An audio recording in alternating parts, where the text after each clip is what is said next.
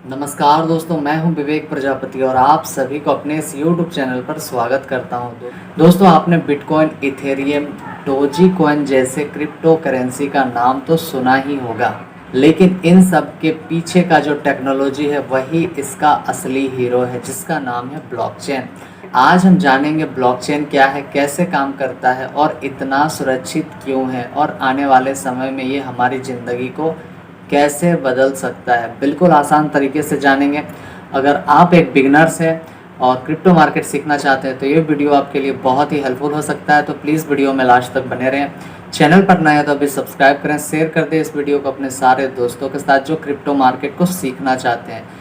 तो मैं बता दूं कि ये क्लास नंबर हमारा 5 है और अब तक आपने हमारी पिछली क्लासेस को नहीं देखे हैं तो आप हमारे चैनल पर जाइए, जहां आपको क्रिप्टो मार्केट की प्लेलिस्ट बनी हुई मिलेगी। आप वहां से 1 क्लास से लेकर इस क्लास तक की वीडियो को बहुत ही आसान तरीके से देख सकते हैं, सीख सकते हैं। तो चलिए दोस्तों, बिना लेट किए फटाफट से क्लास को शुरू करते हैं और जानते हैं ब्लॉकचेन क्या है, कैसे काम करता है और इसकी खासियत क्या है।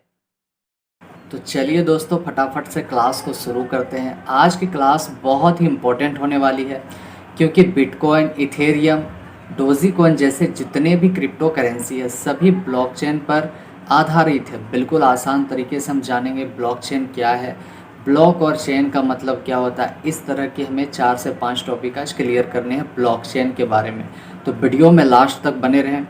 बहुत ही इंपॉर्टेंट होने वाली है क्लास। तो चलिए फटाफट से शुरू करते हैं। सबसे पहले हम जानेंगे कि ब्लॉकचेन क्या होता है। तो ब्लॉकचेन एक तरह का डिजिटल खाता बही है, लेज़र है। हर लेन देन ट्रांजैक्शन का रिकॉर्ड रखा जाता है। किस में रखा जाता है? तो ब्लॉकचेन में।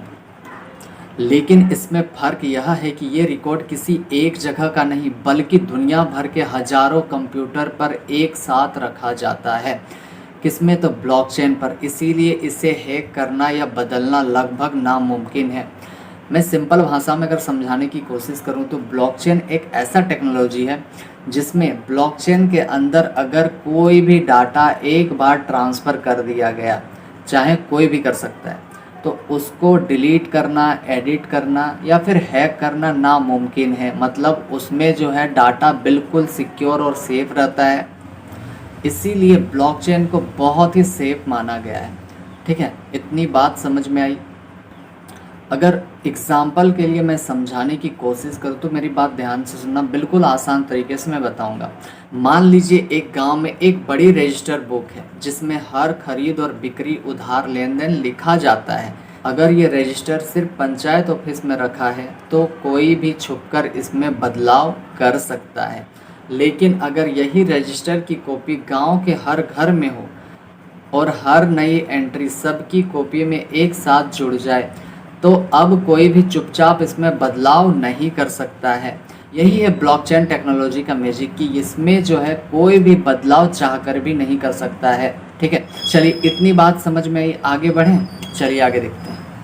अब अगला हमें जानना है ब्लॉक और चेन का मतलब क्या है। बहुत ही आसान तरीके से जानेंगे।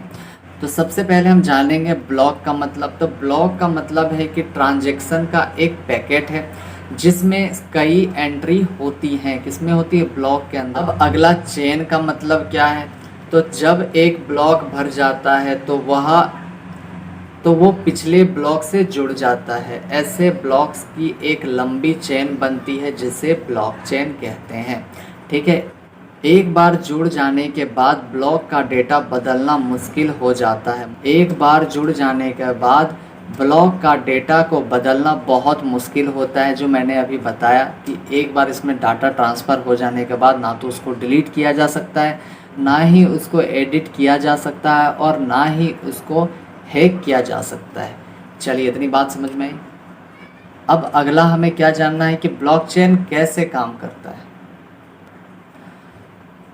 तो फॉर एग्ज़ाम्पल के लिए हम किसी व्यक्ति का नाम ले लेते हैं कि कोई व्यक्ति लेन देन करता है, जैसे राम ने श्याम को 1000 रुपये भेजे हैं। ठीक है, ये लेन देन पूरे नेटवर्क को भेजा जाता है। मतलब 1000 रुपये जो है ये पूरा नेटवर्क के पास डेटा होता है इसका। जो भी मैंने गांव वाली कहानी बताया ना, उसी प्रकार से इसमें सबके पास डेटा है कि राम ने श्याम को 1000 रुपये दिए हैं या फिर लिए हैं। ठीक है, ये डाटा किसके पास है? तो पूरे नेटवर्क सिस्टम को भेजा जाता है कि 1000 रुपये राम ने श्याम को दिया या फिर श्याम ने राम को दिया है, ठीक है।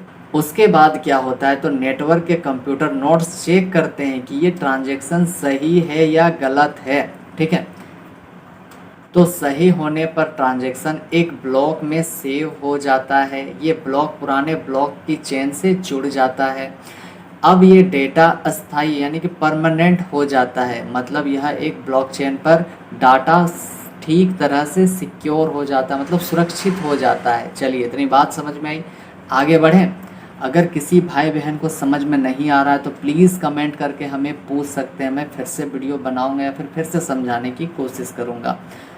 चलिए आगे देखते हैं। आगे हमें जानना है कि ब्लॉकचेन की खास बातें क्या क्या है, बहुत ही इम्पोर्टेंट है। चलिए इसको भी बहुत ही आसान तरीके से समझाने की कोशिश करते हैं। तो डिसेंट्रलाइज किसी एक व्यक्ति या कंपनी के कंट्रोल में होता है क्या? आपने पिछली क्लास में, अभी 2-3 दिन क्लास से यही जान रहे हैं कि यह जो है किसी भी सरकार या किसी के कंट्रोल में नहीं होता है। ट्रांसपेरेंट, सभी को दिखाई देता है लेकिन बदल कोई भी नहीं सकता है। मतलब अभी आपने देखा है कि श्याम ने राम को 100 रुपये भेजे हैं या फिर 1000 रुपये भेजे हैं, तो वो डेटा सबके पास पहुंच चुका है कि सच में ये चीज़ ट्रांसफ़र हुआ है। इसीलिए पूरी तरह से ट्रांसपेरेंट होता है, मतलब आप भी या फिर दुनिया के कोई भी आदमी इसको देख सकता है। तो अगला क्या है कि सिक्योर, क्रिप्टोग्राफी का इस्तेमाल जिससे डाटा लॉक रहता है। किस में रहता है? तो ब्लॉकचेन पर रहता है। आज हम ब्लॉकचेन को बहुत ही आसान तरीके से सीखेंगे, इसीलिए प्लीज़ वीडियो पसंद आ रही है तो लास्ट तक बने रहें। चैनल पर नया तो अभी सब्सक्राइब करें, शेयर कर दें इस वीडियो को अपने सारे दोस्तों के साथ जो क्रिप्टो मार्केट को बहुत ही आसान तरीके से सीखना चाहते हैं। चलिए आगे बढ़ते हैं। अब इसमें क्या है कि परमानेंट रिकॉर्ड, एक बार डाटा यदि जुड़ गया तो वो हमेशा के लिए इसमें रह जाता है, ठीक है। अगला हम जानेंगे ब्लॉकचेन के प्रकार। तो मैं बता दूं कि ब्लॉकचेन के 3 प्रकार होते हैं। कौन कौन से होते हैं? तो सबसे पहले हम जानेंगे पब्लिक ब्लॉकचेन। ये क्या है? तो सभी के लिए खुला होता है। फॉर एग्जांपल के लिए आप ले सकते हैं बिटकॉइन, इथेरियम, डोजीकॉइन, ठीक है।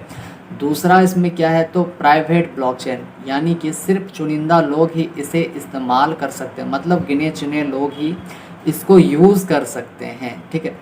अब तीसरा क्या है? तो हाइब्रिड ब्लॉकचेन, यानी कि पब्लिक और प्राइवेट का मिश्रण होता है, यानी कि दोनों एक साथ यूज़ कर सकते हैं। इतनी बात क्लियर है। अगर वीडियो पसंद आ रही है तो प्लीज़ सब्सक्राइब कर लें चैनल को। चलिए इतनी बात समझ में आई कि ब्लॉकचेन के 3 प्रकार होते हैं जो अभी मैंने बताया। अब इसके फ़ायदे की बात करेंगे, यानी कि ब्लॉकचेन का फ़ायदा क्या क्या हो सकता है। तो इसमें फ़ायदा सबसे ज़्यादा यह होता है कि तो बीच में बिचौलिया नहीं है, यानी कि बीच में कोई थर्ड पर्सन नहीं है। आप इसमें डायरेक्ट लेन देन कर सकते हैं। फॉर एग्जांपल के लिए अगर आप समझेंगे तो इसमें ना तो कोई बैंक है और ना ही कोई गवर्नमेंट के अंडर में है। जैसे हम बैंक में पैसा निकालने या फिर डालने जाते हैं तो हमें थर्ड पर्सन का ज़रूरत पड़ता है, जिसे हम फॉर्म भर कर देते हैं, चाहे विड्रॉल का हो या फिर किस चीज़ का, डिपॉजिट का हो। तो इसमें वैसा कुछ नहीं है, इसमें आप डायरेक्ट लेन देन कर सकते हैं। इतनी बात क्लियर है। धोखाधड़ी का खतरा बेहद कम होता है ब्लॉकचेन सिस्टम में, ठीक है। अंतर्राष्ट्रीय ट्रांजैक्शन तेज और सबसे सस्ती होती है इसमें, और हर ट्रांजैक्शन का पक्का और सुरक्षित रिकॉर्ड रखा जाता है, ठीक है। चलिए आगे बढ़ते हैं। अब इतनी बात समझ में आई, अब हम समझेंगे इसके नुकसान क्या क्या है। ब्लॉकचेन का इस्तेमाल कहाँ कहाँ होता है, पुराना डाटाबेस वर्सेस ब्लॉकचेन क्या है। अब इसमें सबसे पहले हम बात करेंगे नुकसान की। तो नुकसान क्या क्या हो सकता है? तो माइनिंग में ज़्यादा बिजली का खर्चा होता है, ट्रांजैक्शन स्पीड कुछ मामलों में धीमी हो सकती है, ठीक है। और तीसरा और लास्ट क्या है कि कई देशों में इसमें कानूनी नियम अभी तक नहीं बनाए गए हैं, ठीक है। अब अगला हमें क्या जानना है कि ब्लॉकचेन का इस्तेमाल कहाँ कहाँ कर सकते हैं। तो क्रिप्टो करेंसी बिटकॉइन, इथेरियम में कर सकते हैं। बैंकिंग, यानी कि पैसों के ट्रांसफ़र में भी यूज़ कर सकते हैं। सप्लाई, यानी कि माल कहाँ से आया और कहाँ गया, इसमें भी आप यूज़ कर सकते हैं। हेल्थ केयर, यानी कि मेडिकल रिकॉर्ड को सुरक्षित रखने के लिए भी आप इसको यूज़ कर सकते हैं। और किस में कर सकते हैं? तो वोटिंग सिस्टम, यानी कि सुरक्षित ऑनलाइन वोटिंग के लिए भी आप इसको यूज़ कर सकते हैं, ठीक है।